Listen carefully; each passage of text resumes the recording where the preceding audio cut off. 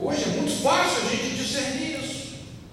A cultura celibatária enfraquece a sociedade, gera muito abuso, fomenta imoralidade, perversão e hipocrisia.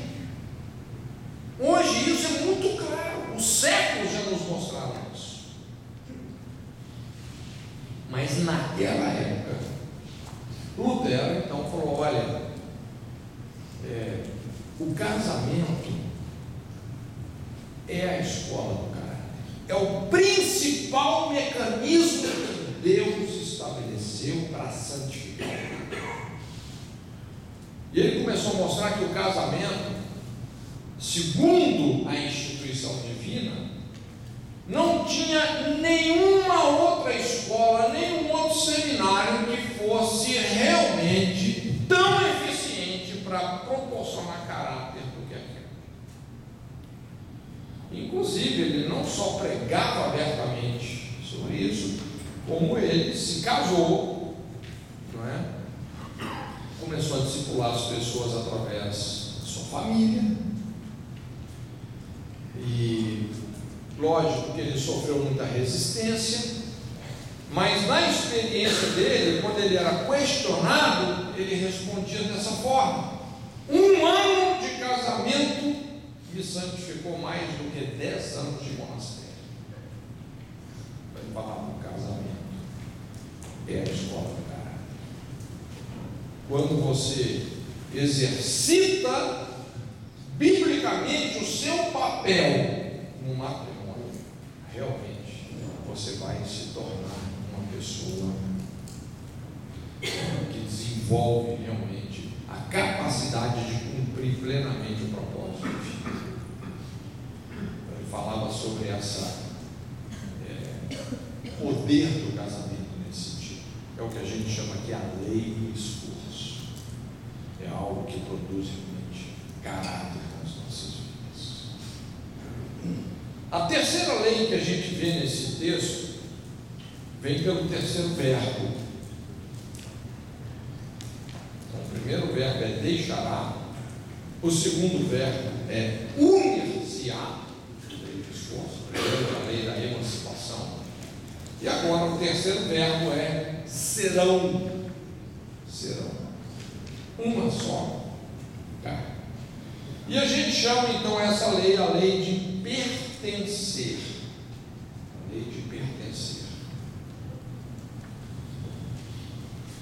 E é uma lei também muito importante no sentido de fazer um casamento se tornar funcional. Não é? Serão uma só carne. A lei de pertencer. Isso fala de uma união física, né?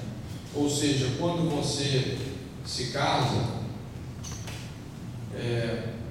vai haver um compartilhamento mútuo de todas as coisas. Depois que você se casou, vamos dizer literalmente, nada mais é só seu. Literalmente, o casamento, gente, é um checkmate nas nossas estruturas de egoísmo e independência. É interessante que quando você estuda na Bíblia, a gente sempre vê esses dois aspectos da vida, que é individualidade e relacionamentos. Não é? E é muito importante a questão da individualidade, você desenvolver individualidade, você ter as suas convicções, a sua identidade. Mas o paradigma mais elevado, não é? E a individualidade é uma base para isso, tem a ver com relacionamentos. Então você observa na Bíblia que a própria natureza de Deus é relacional. Na Bíblia fala: façamos, pois, o homem a nossa imagem e semelhança. Não é? E a Bíblia fala que Deus os criou macho e fêmea. Então você vê que o conceito de família, o conceito de casamento, o conceito de pluralidade está na natureza divina. Deus é um Deus essencialmente relacional. geracional. Se você estuda sobre profecia na Bíblia, raramente você vai ver uma profecia para um indivíduo. Você vê profecia para nações, para cidades. Deus se relacionando conosco numa dimensão corporativa. Então o conceito de relacionamento, gente, esse paradigma da interdependência é um negócio fundamental na vida. E o casamento realmente nos amadurece nesse sentido. Normalmente, uma pessoa que não se casa, a tendência dela é se tornar mais madura. Normalmente assim. Hoje é muito comum a gente ver muitas pessoas que não se casaram. Inclusive já estão até com uma certa idade, assim, mais avançada. A pessoa que não se casa, não é uma regra geral, mas normalmente ela tende a ficar um pouco mais assim, cheio de regras, as suas leis, né, mais inflexível, não é? Então, se alguém mexe numa coisinha dela, aquilo pode dar um problema. Você tirou uma coisinha do lugar, não é? Então, você vê que a pessoa, sobre alguns aspectos, parece que ela ficou difícil, ficou melindrosa, não é? Agora, quando você se casa, o casamento já é uma quebradeira, né, rapaz? Já não é agora, nada mais é só seu, é do outro também. Então, quebra o vaso, né? E quando vem os filhos, aí Deus pisa nos carros, entendeu? Aí vem os filhos, já não é nada mais para você. Deus começa a tratar conosco em áreas que antes Ele não podia tratar, porque antes nós éramos donos da nossa vida, sozinhos. Isso é meu, é meu, o meu espaço. É o paradigma da adolescência, né? E o adolescente tem um clamor por isso, e é legítimo, inclusive. Quer suas convicções, ele quer o seu espaço, ele quer a sua individualidade, ele quer a sua independência.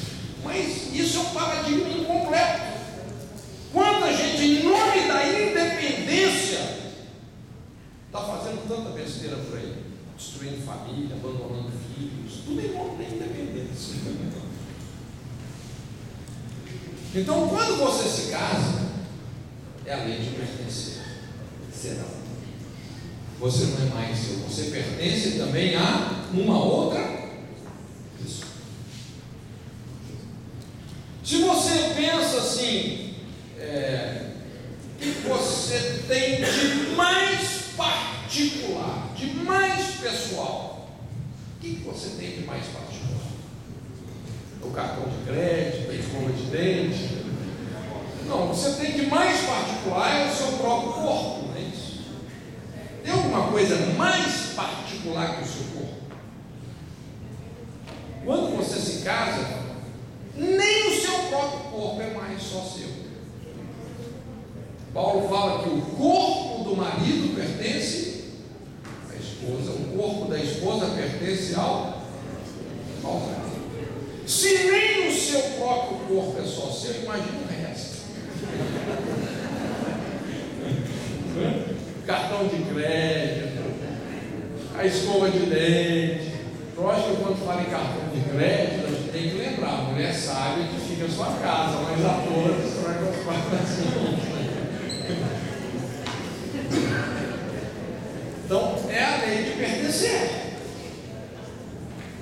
É um cheque mate de Deus nas nossas estruturas de independência, de isolamento. Muito importante esse compartilhamento mútuo de todas as coisas. É lógico que quando a gente pensa nesse sentido, não é que um cônjuge vai ficar exercendo um relacionamento possessivo em relação ao outro. Não estou falando de possessividade, porque existe um adoecimento disso, que é a possessividade. Quando você vê um relacionamento possessivo e um cônjuge quer controlar a vida do outro, a cada 5 minutos liga para ver onde é que ele está, com quem que ele está, o que ele está fazendo, não sei o que, o seu e-mail, a cada 5 minutos entra para ver se tem alguma coisa diferente, não é? A possessividade asfixia a individualidade e faz com que esse relacionamento realmente se torne inviável. Ninguém aguenta um negócio desse, não é? Essa coisa fundamentada em ciúme, controle, isso é altamente doentio. Mas tem que haver um acesso. Tem que haver um acesso. Minha esposa, se ela quiser entrar nos meus e-mails, pode entrar, não tem problema. Se ela quiser ter acesso, o que for, ela pode ter acesso. Isso não quer dizer que a pessoa vai ficar exercitando esse controle. Porque quando não existe acesso, quando a pessoa começa a estabelecer reservas no casamento, por exemplo, isso aqui, essa área é minha, você não toca, você não tem acesso. Quando você elimina o acesso, o que isso produz? Desconfiança. Produz desconfiança. Você consegue ter intimidade com uma pessoa que você não confia? É possível você ter legítima intimidade com alguém que você não confia? Então, qual que é a base? Qual que é a base da confiança? É integridade ou entrega. É uma entrega total, absoluta. Quando você entrega, você confia. Quando você confia, você pode ter intimidade. Quando você tem intimidade, isso vai ser altamente frutífero. Não é? Intimidade gera frutificação, gera vida. Mas o princípio é essa entrega mútua. O casamento exige isso. É um princípio de sacrificar. O casamento é um princípio de sacrificar tudo que somos e que temos em prol do outro. É a lei da aliança, é a essência da lei da aliança. Um dos versículos bíblicos que eu entendo assim que mais nos ensina sobre a aliança é quando o próprio Jesus, ali em João 17:10, ele expressa a sua aliança com o Pai, dizendo essas palavras: todas as minhas coisas são tuas, as tuas coisas são minhas, e nisto eu sou glorificado. Isso eu sou glorificado. Isso é a lei da aliança. A nossa salvação com Deus, assim como o nosso casamento, é uma aliança. É isso. Então a gente vê uma sequência muito importante nesse texto, uma dinâmica tremenda. O primeiro passo é esse, é uma entrega absoluta. Todas as minhas coisas são tuas. Quando você entrega tudo que você é, tudo que você tem para Deus, uma entrega total, sem reservas, você aciona uma fé, não é? Todas as minhas coisas são tuas e as tuas coisas são minhas. Entrega gera confiança. Quando você entrega tudo que Deus pede, você vai crer também que tudo que é de Deus pertence a você. Por que muitas pessoas não conseguem acreditar que tudo que é de Deus é delas? Porque elas nunca entregaram tudo que é delas para Deus. Então, a revelação, a fé é proporcional à nossa entrega. Tem muito a ver com a nossa entrega. E isso produz um enchimento de caráter, como nós falamos. Jesus falou: nisso eu sou glorificado.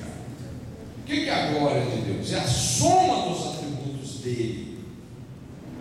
Quando você entrega tudo para Deus, você passa a crer no seu espírito que tudo que é de Deus é seu. E isso vai produzir um enchimento de caráter. Isso funciona, é um princípio que funciona no casamento. Quando você entrega tudo para o seu cônjuge, quando há uma entrega, vai haver confiança plena. E isso viabiliza intimidade e vida no casamento. Então, é uma lei muito importante. Nós precisamos de eliminar as reservas. Nós precisamos de trabalhar com as reservas, com essas áreas onde um ou outro não tem acesso. Saber também lidar com essas questões, que é o outro extremo, onde entra possessividade, controle, ciúme. E muitas vezes até essas questões estão vindo porque não existe uma entrega absoluta.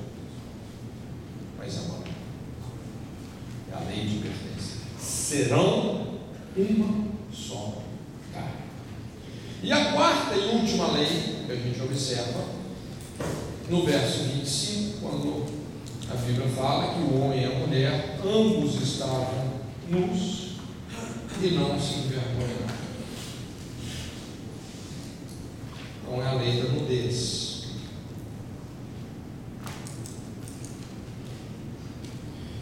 Isso também fala de uma intimidade plena, Todas essas leis vão produzir intimidade. Quando a Bíblia fala que eles estavam nus e não se envergonhavam, isso obviamente vai além da nudez física. Isso tem a ver também com uma nudez da alma, tem muito a ver com uma vida transparente, ou seja, você não guardar pecados, não guardar dúvidas, não guardar temores, vergonhas, porque quando você começa a nutrir internamente essas questões, a intimidade fica impossível. Então é muito importante cultivar realmente a transparência, lidar com os pecados ocultos, lidar com as mordaças morais, emocionais, os votos internos que muitas vezes as pessoas fazem por causa de traumas, por causa de abusos. Então tem gente que fala: ninguém nunca vai saber disso que aconteceu comigo. E essas, vamos dizer, áreas, na verdade, são áreas de obscuridade, dissimulação, mentira, Isso realmente nos torna altamente vulneráveis espiritualmente. É aí que muitos casamentos realmente estão aprisionados. Por isso é muito importante que haja realmente assim uma abertura mesmo de lidar com essas vergonhas, culpas, falsas culpas, abusos, tudo isso que realmente impede uma total transparência. Eu costumo dizer, até mesmo antes, o ideal é que antes do casamento a pessoa dê uma chance para a outra de não querer se casar com ela. Abre o coração, fala tudo que você tem que dizer, para depois não descobrir, não vir à tona uma coisa, puxa vida, mas eu não sabia disso, que tinha acontecido isso. Então essa honestidade de coração realmente é uma coisa que viabiliza mesmo o matrimônio, essa transparência. Está na luz, está na luz. João fala: se andarmos na luz como Deus na luz está, temos comunhão uns com os outros, e só aí o sangue de Jesus nos purifica de todo pecado. Então, lidar com esses traumas internos, votos, é algo realmente muito importante para a gente ter realmente uma saúde no relacionamento. Quando a Bíblia também fala sobre essa lei da nudez, a gente também observa que isso tem muito a ver com a sexualidade. A gente vê que essas 4 leis do matrimônio, elas estão estabelecendo assim 4 áreas que é muito importante a gente resolver bem as coisas, como nós falamos, por exemplo, a primeira lei, que é a lei da emancipação, onde você lida com essas estruturas de dependência emocional, dependência financeira, não é? Isso tem que ficar muito bem resolvido. Falamos lá a lei do esforço, onde nós vamos lidar com as limitações interiores, não é? Certas distorções que nós temos na nossa personalidade, no caráter. Então, a lei do esforço, isso são coisas que têm que ficar muito bem resolvidas também. A terceira lei que nós falamos, a condição de ser uma só alma, essa lei de pertencer, essas questões que envolvem independência, não é? Nós vamos ter que lidar com esses paradigmas. E aqui, essa quarta lei tem muito a ver com os problemas na área da sexualidade. Fala que eles estavam nus e não se viram. Talvez hoje, assim, atualmente, uma das áreas onde os casamentos estão mais comprometidos tem sido na área da sexualidade. É impressionante. E essas restaurações, às vezes, elas são bem traumáticas, elas não são fáceis. Quando você vai lidar com uma questão, por exemplo, ferida de um adultério, ferida causada por um adultério, ou quando você lida com questões envolvendo o divórcio, o segundo casamento, entende? Não são situações fáceis, A questão do adultério mesmo, eu tenho ficado assim muito impactado de ver hoje, assim, como isso tem uma alta frequência, principalmente em pessoas no contexto de uma igreja. É impressionante. E não é fácil, como eu disse, você tem que lidar com isso, porque tem feridas, vamos dizer que elas são mais superficiais. Tem feridas, tem problemas que eles são mais profundos. Então, você lidar com uma ferida de adultério, olha, é traumático.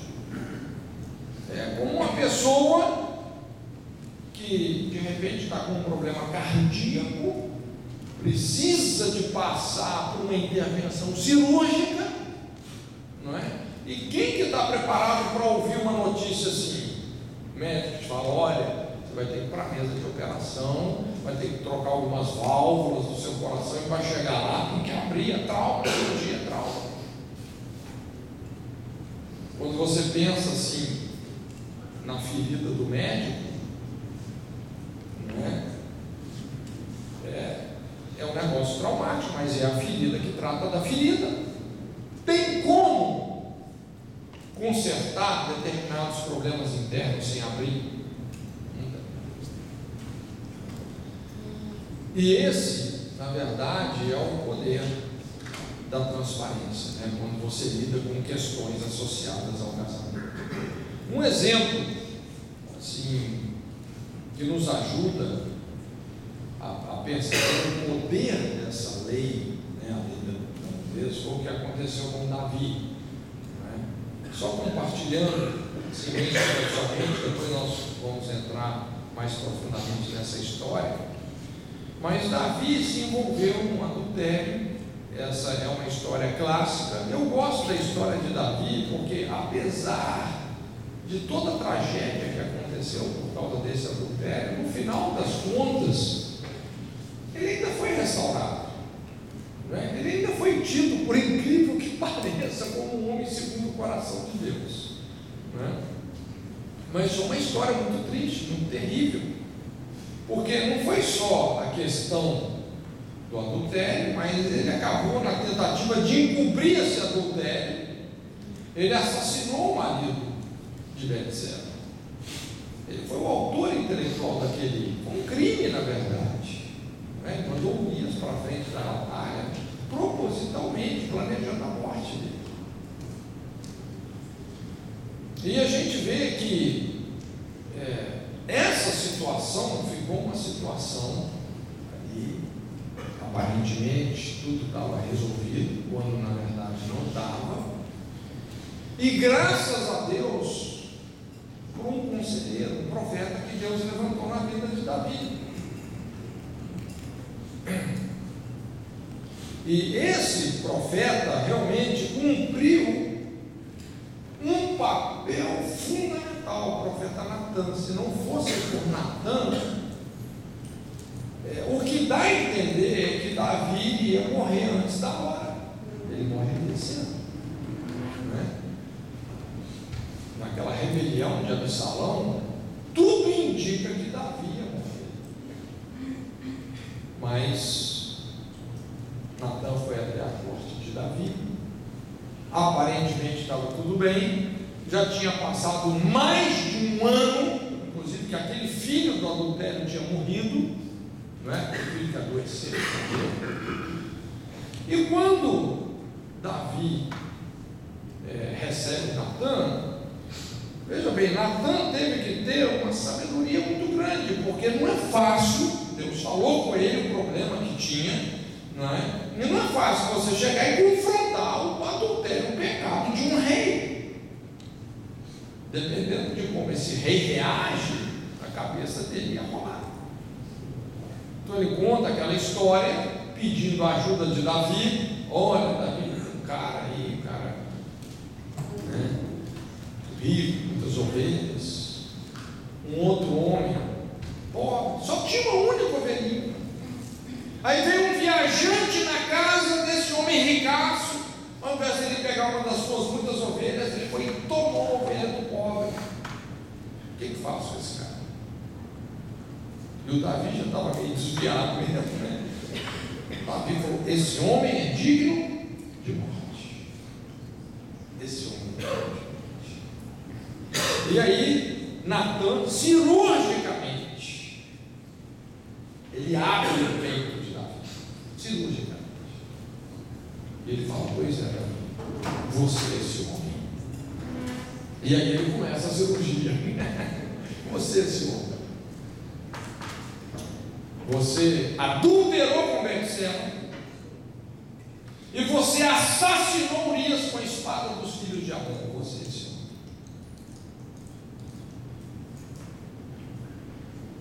E nesse momento, gente, esse era o diferencial de Davi. Davi realmente, ali, ele se deixa operar.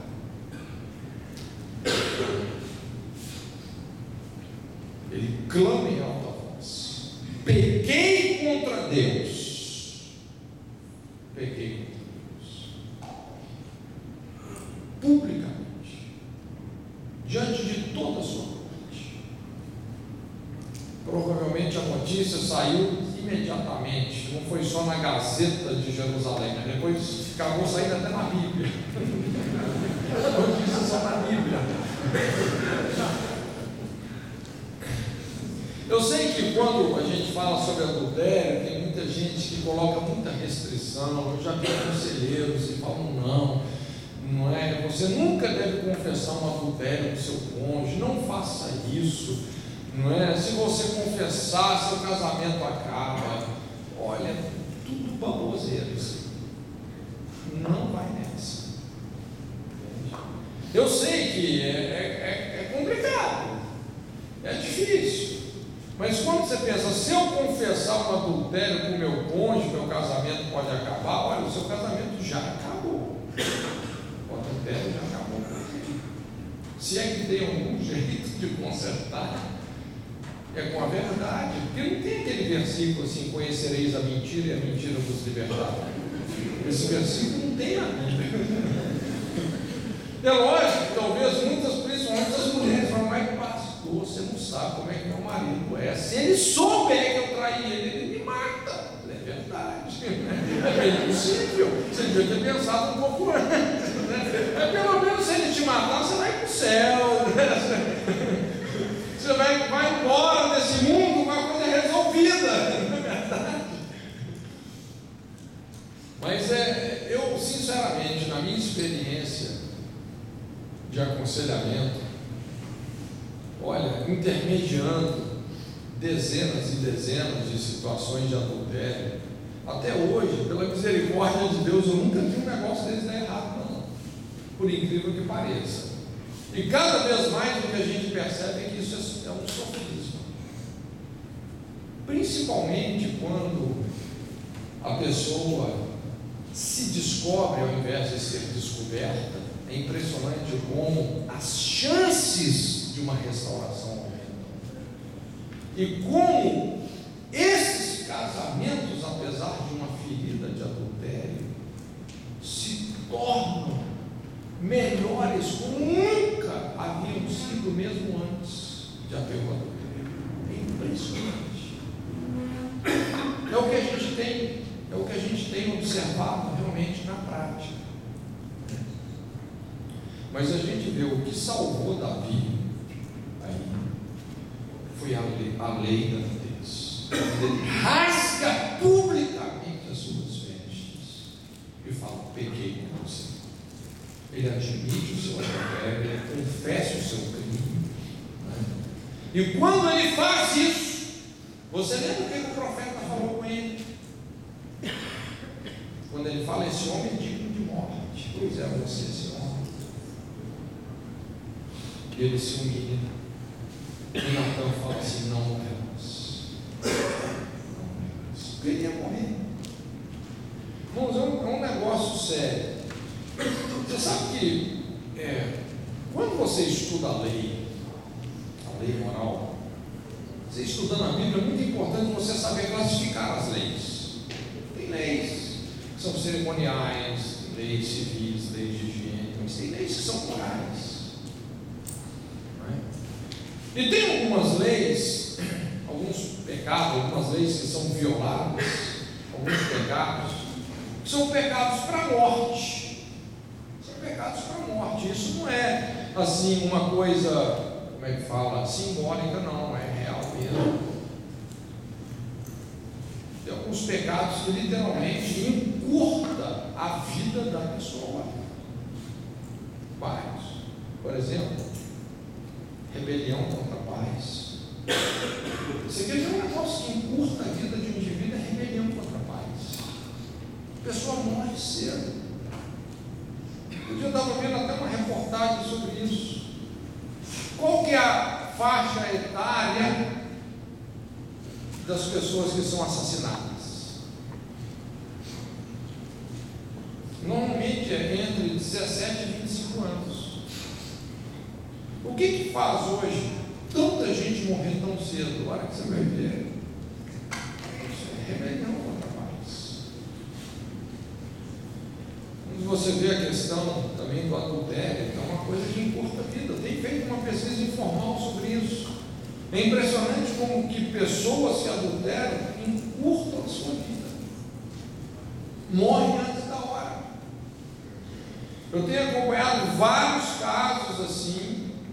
E às vezes são casos que a gente às vezes tem algumas informações um pouco mais privilegiadas, e quando você vai ver, tinha essa característica lá, uma conduta de adultério. A pessoa morre antes da hora. Davi morre antes da hora. Tudo indica. O que salvou a vida dele foi a lei da nudez. Quando ele rasgou as suas vestes publicamente, confessando o seu pecado, o profeta falou: não morrerás. E aí é lógico, veio uma disciplina muito severa, veio algo aí pela frente, muito difícil que ele teve que. São 4 leis, gente, são leis, né? Toda lei, quando violada, gera uma consequência. Se nós conhecemos essas leis, nos submetemos a elas, nós vamos experimentar realmente uma vida vitoriosa, um casamento abençoado. Amém? Até aqui, gente, alguma dúvida, alguma pergunta?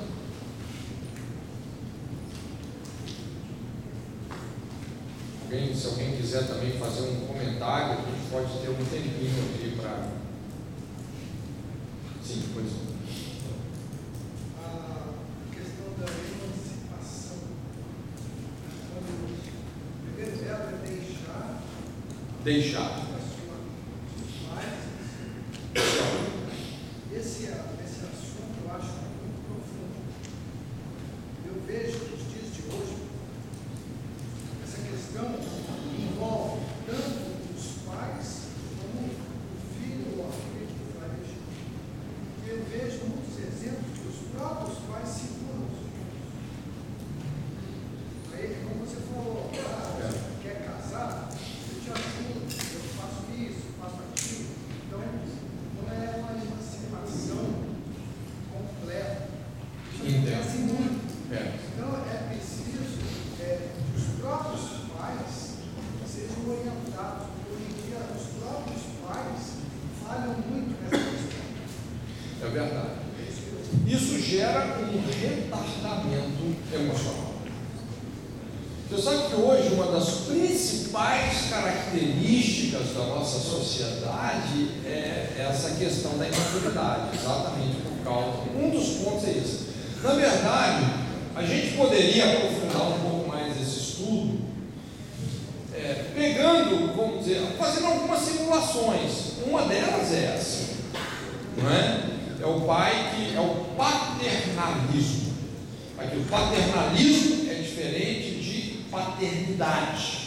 O paternalismo é um adoecimento, é aquela superproteção, não é? Superproteção moral, financeira.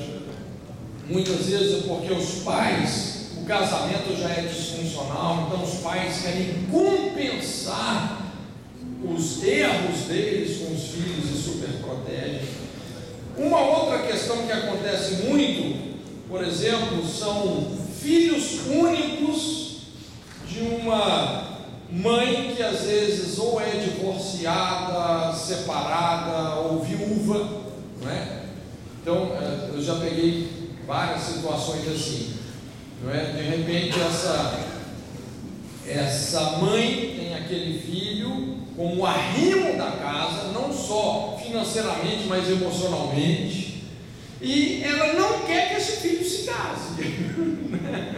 Então, quando ele arruma uma namorada, a mãe vê a namorada como concorrência, entende? Então, sempre indo contra as namoradas, e se esse filho não souber lidar com esse controle e essa possessividade da mãe, ele pode destruir a vida dele e o relacionamento dele com a mãe, destrói os dois. Sim.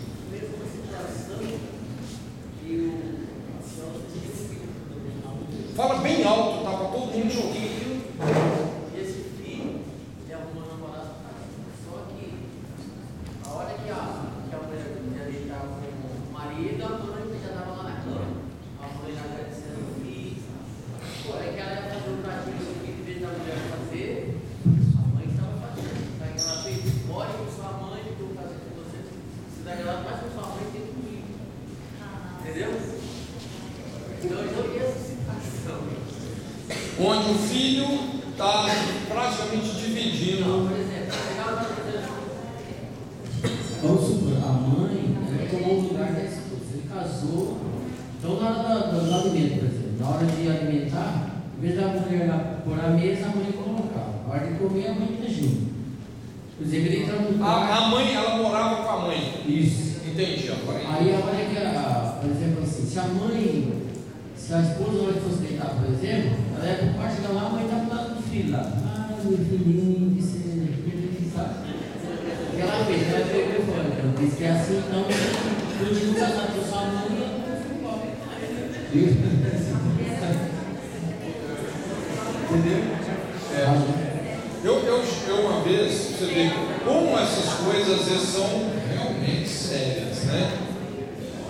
Eu teve uma época, muito tempo atrás, que eu pastoreava a igreja. E essa irmãzinha, inclusive, ela fazia parte dessa igreja, né? Quando ela, inclusive, chegou lá, coitada, chegou assim, destroçada. Mas ela se casou com um rapaz que era exatamente esse cara, o filho único de uma mãe codependente. E foi um negócio assim, então, eu nunca tinha visto isso, não é? Quando eles se casaram, inclusive a mãe foi na lua de mel com ele. Você tem ideia? Sério? Você entendeu o tipo do relacionamento que era? Eu não preciso dizer que ele trouxe a mãe junto para morar com ele. Isso não precisa nem ser dito, né? Inclusive, eles eram responsáveis por uma congregação nova de uma determinada denominação, né? Já estava ali 2 anos pastoreando essa congregação e a mãe morando com eles. Mas era um relacionamento assim tão invasivo, não é? Tão invasivo, porque ele se submetia muito mais à mãe, aos caprichos da mãe, do que resolvia as coisas com a esposa. Então isso foi gerando assim, né, um desconforto tão grande nessa irmãzinha, né, que era a esposa dele.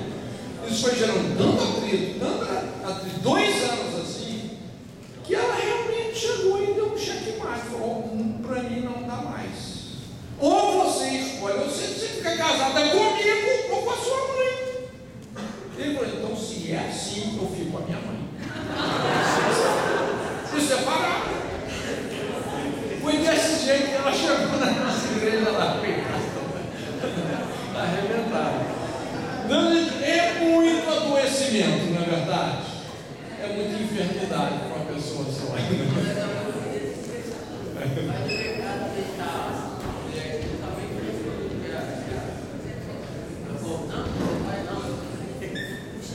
Você sabe que quando você lida com situações de incesto, porque isso é um incesto emocional, né? A princípio está no campo emocional, mas para isso ir para o campo também físico, às vezes não custa muito, né? Principalmente quando essa proximidade é entre pai e filha.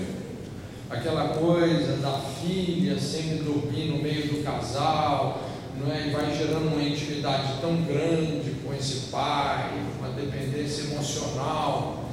E olha, é complicado. Muita história se teve.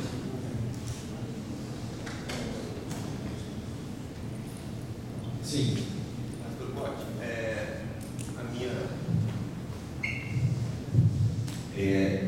aquilo que o senhor falou, às vezes muitos aqui já conhecem bastante as palavras, né? E muito bom relembrar, que a gente relembra princípios, e alguns aprendem, mas colocar em prática é a parte mais complicada. Você chega aqui, a gente relembra ou é confrontado com esses princípios, e para colocar esses princípios em prática é a parte mais complicada, porque, como o senhor disse, vai abrir o coração, né? Vai fazer uma cirurgia para poder consertar. E eu queria saber qual, assim, pela sua experiência, qual que os principais, vou dizer, auxiliadores nesse processo, porque vai doer. Quando você mexe no adultério, quando você mexe num matrimônio, num casamento que tem uma codependência de alguma pessoa, quando você confronta, a pessoa ela vai ficar. Mas e agora? Não sabe nem por onde começar. Então eu queria saber, a partir do momento que a pessoa começa a ter um tipo de crise, começa a ter aquele confronto, ela precisa de algumas pessoas auxiliando. Que tipos de auxílios que essas pessoas podem encontrar? Sua pergunta é muito boa. Assim, o que acontece, né? Quando você vai lidar com situações assim que são tão delicadas, Primeira coisa, pode ser que você vai precisar de uma boa intermediação.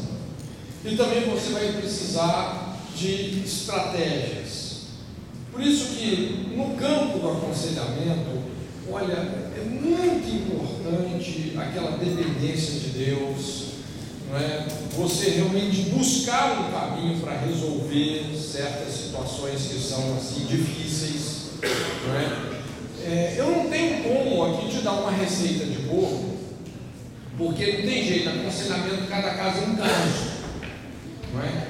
Mas que você vai sempre precisar de uma estratégia adequada e muitas vezes uma boa intermediação, isso pode ser um divisor de águas. Até assim, nós vamos ver se a gente fala um pouco mais sobre essa questão do adultério, porque hoje não só situações que a gente tem que lidar, mas que a gente tem que ajudar, não é? É muito importante desenvolver uma compreensão nesse sentido, não é? Como lidar com essas questões. Mas realmente é um desafio, e cada caso vai ser um caso. Sim, pastor. Talvez você não consiga responder agora, mas nós temos que pensar.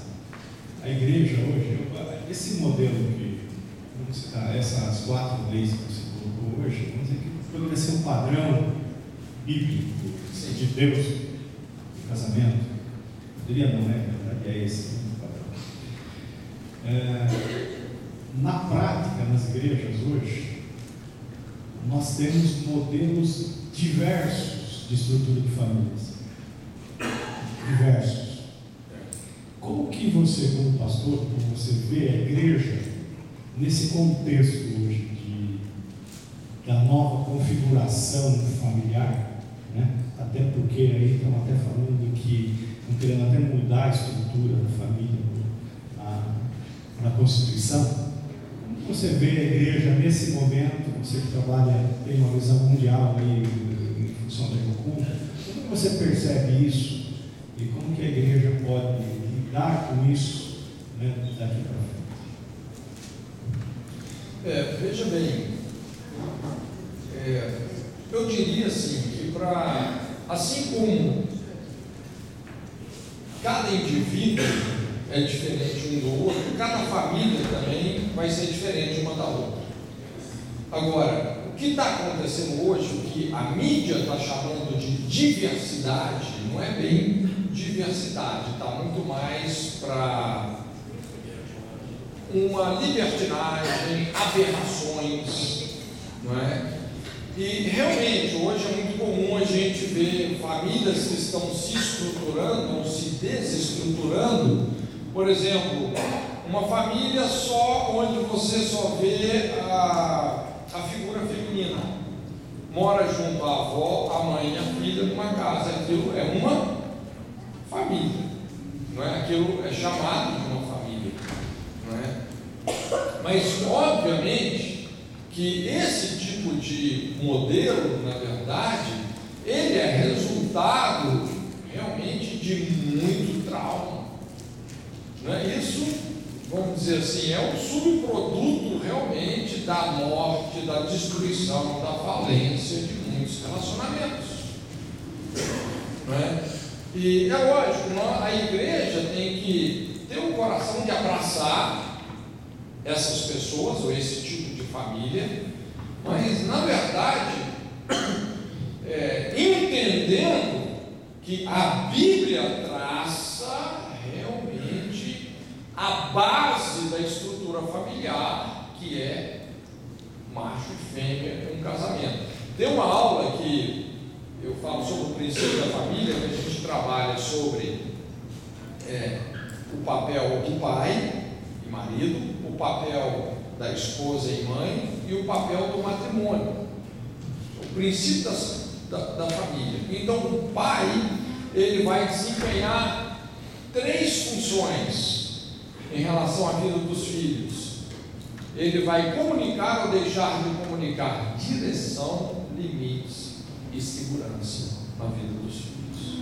Um filho que não teve um pai que exerceu o seu papel, ele vai sofrer perdas nessas 3 áreas: de direção, limites e também segurança. A mãe, por sua vez, também vai comunicar ou deixar de comunicar 3 coisas para os filhos, que é vínculos, né, relacionamentos, nutrição e organização. Isso é o que está na natureza da mulher, da mãe, não é? A mulher, não só fisicamente, né, organicamente e emocionalmente, ela é o quê? Ela promove isso, relacionamento, você vê, nutrição, organização, isso está na natureza da mulher. Filhos, não é, cuja mãe não cumpriu o seu papel, vão sofrer perdas nessas áreas. E também, não só o pai, não é, isoladamente, vamos dizer assim, desempenha um papel como a mãe, mas também o casamento, porque o casamento também, gente, é uma pessoa. É uma pessoa jurídica, é uma pessoa plural, mas é uma pessoa que tem uma consciência, uma identidade, um propósito. E o casamento vai desempenhar 3 papéis também na vida dos filhos: uma proteção na área de sexualidade, afetividade e companheirismo. Então, um filho, por exemplo, que foi vítima de divórcio precoce dos pais, ele vai sofrer perdas aí, ele vai estar desprotegido no campo da sexualidade, por exemplo. Por isso, hoje é muito comum você ver as pessoas tendo vida sexual ativa cada vez mais cedo. Hoje é comum crianças com 6, 7 anos de idade que já têm vida sexual ativa, ou vida homossexual ativa, não é? Aí quando você vai ver a cobertura familiar, está tudo desestabilizado, não é? Ou a pessoa sofre perdas no campo da afetividade ou do companheirismo. Tem gente que não sabe trabalhar isso aqui. Por quê? Porque ele cresceu num ambiente familiar totalmente desajustado, caracterizado por violência, agressividade, etc., né? Então, são perdas. Deus muito sabiamente estabeleceu dessa forma: pai, mãe e matrimônio.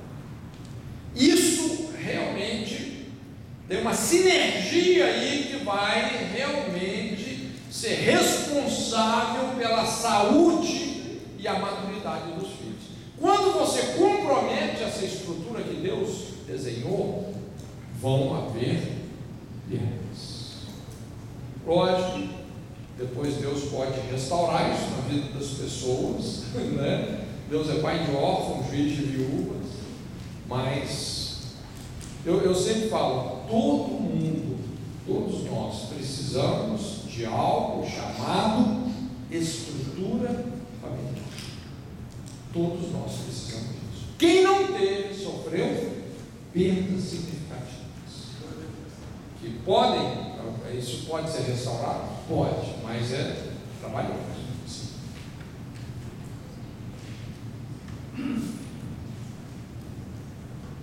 Desculpa, então, no caso. Gostaria. Já te passo isso. Eu queria fazer uma colocação aqui que não é. Talvez possa parecer que é mudança de assunto, mas não é.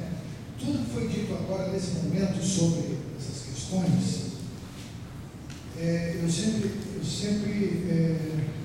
que está acontecendo hoje em dia, a gente está vendo que estão surgindo leis, por exemplo. Uma das coisas que eu acho um absurdo é a adoção de casais homossexuais para adotarem crianças.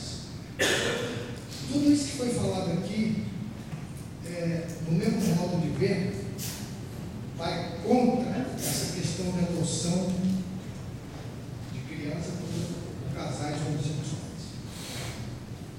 Eu acho que você concorda comigo. Inclusive, eu acho que as pessoas tinham que se manifestar contra, a própria igreja tinha que se manifestar contra a adoção. A gente não tem como evitar, que já está, isso acontece no dia a dia de hoje, casais homossexuais. Agora, permitir adorem crianças. Olha, é um absurdo tão grande. Tudo que nós falamos, tudo que foi falado aqui, provam essa questão. E eu acho que é uma obrigação das pessoas, é uma obrigação da igreja, das entidades que se preocupam com a sociedade, não permitir isso, porque, no meu modo de dizer, no casal homossexual, não tem a menor condição de criar uma criança, de educar. Porque a criança vai perder, vai ter muitas perdas em todos esses aspectos que nós estamos vendo aqui agora. É verdade. Agora, eu não sei quantos acompanharam aquele processo lá na França sobre o casamento homossexual, mas grande parte da população, eles realmente foram totalmente contra, fizeram passeata, fizeram todo o movimento, não por uma questão inclusive religiosa, mas por uma questão de inteligência sociológica, porque todo mundo sabe que isso não dá certo, isso não funciona. Agora, infelizmente, o que ocorre? Porque quando você estuda sobre a questão desse fator H, a homossexualidade, você acaba chegando à conclusão que pelo menos 95% dos fatores que determinam uma perseguição homossexual tem muito a ver com as heranças espirituais das pessoas. Então, quando você olha igual hoje a sociedade saturada de gente que está nessa luta com o homossexualismo, na verdade, o homossexualismo, ele é o efeito colateral, é a consequência da consequência da consequência da consequência da destruição do princípio do matrimônio. Então, essa maré de homossexualidade, assim, sociologicamente falando, espiritualmente falando,